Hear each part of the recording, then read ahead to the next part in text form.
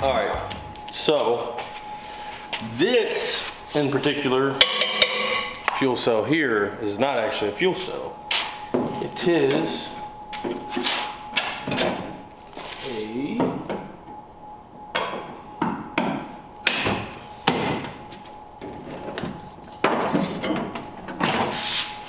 ta-da! Tis a breather catch can, and I put. So I'm gonna set my screwdriver hammer down. I put a little deflector in here into 12 AN bulkheads, so that way I'm running my, as you can see here, the two bulkheads right here in the firewall.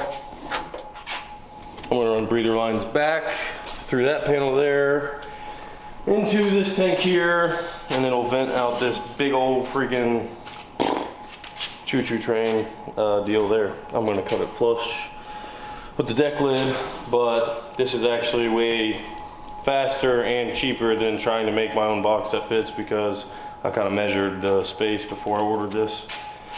And I knew that would fit about perfect. It's already got bungs welded in it, and it's like the perfect dimensions. So yeah, it gets all the oil and blow by, all that stuff that could possibly vent out of the catch can out of the way of the tires. It doesn't put, if this spills a bunch of crap out of it, it's not gonna get in the groove or in the path of the tires, so that way it's safer.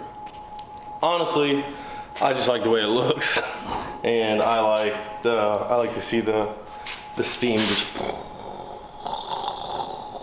billowing out of it. When you put on a brake, it's just like,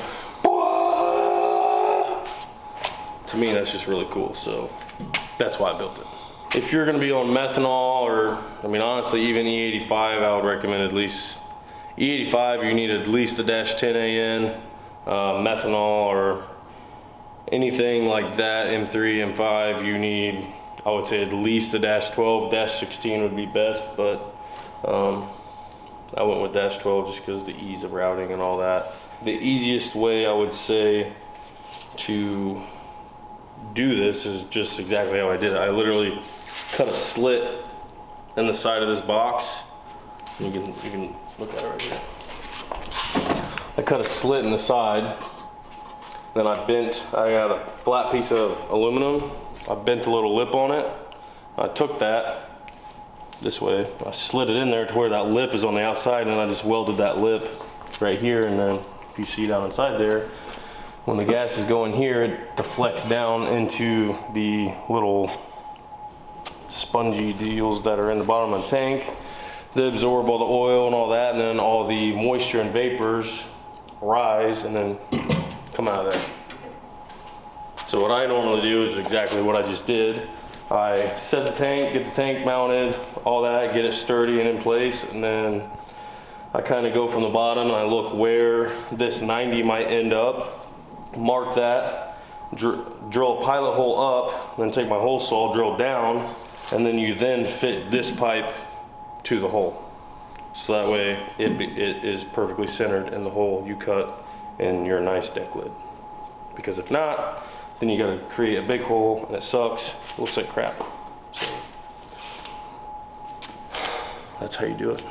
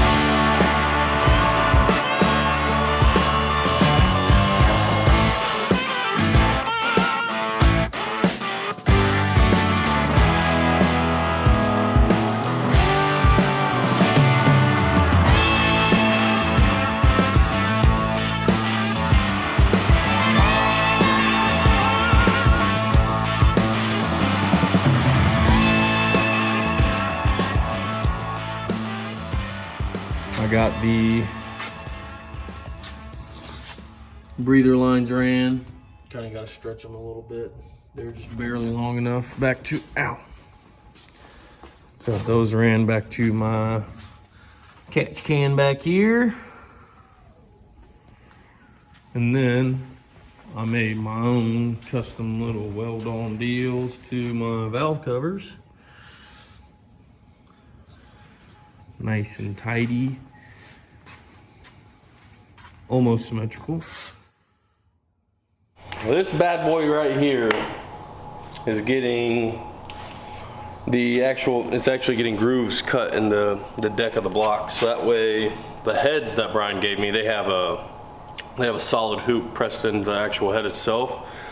So that way you have a groove cut in here, you get a copper gasket, then your ring in the head pushes that copper gasket down into the groove in the block and seals all the boosties, seals the combustion and keeps it in the chamber. And that way you basically can't lift the head. I mean, you can lift it a little bit, but that's pretty much the most efficient and effective way to seal all combustion in a racing engine platform. And Brian gave me the tool, or loaned me the tool to do it. So this is Alan's motor. Taking this thing, load it up, taking it to Ron's. He's going to cut the grooves in the block, and he's also going to assemble the heads that Brian gave me. So this motor is Alan's. It is a 427, really good motor, LSX deal. It had LS7 heads on it, which take a kind of a bastard intake, which he has, but his intake does not have 16 injectors, which I need for race week. And I was talking to Brian, Brian was already gonna give me his head, loan me his heads to put on the motor that they're giving me. And I was telling him, like, hey, I'll just buy a different low ram base, blah, blah, blah. I'll just run this motor. And he's like, man, I'd really like the opportunity to make sure the valve train's right in the motor you're gonna be running. So just come get these heads. We'll get you all the parts to get this motor together. So they're getting me the cam, all the stuff that I need, shaft rockers, all that. So that way this motor is complete and ready to go and the most efficient that it can be. So yeah, that's why I went down to Brian Tooley the other day and got to hang out, see their facility, and pick up a bunch of parts. Now we're going to Ron's so he can assemble those parts and I don't screw them up.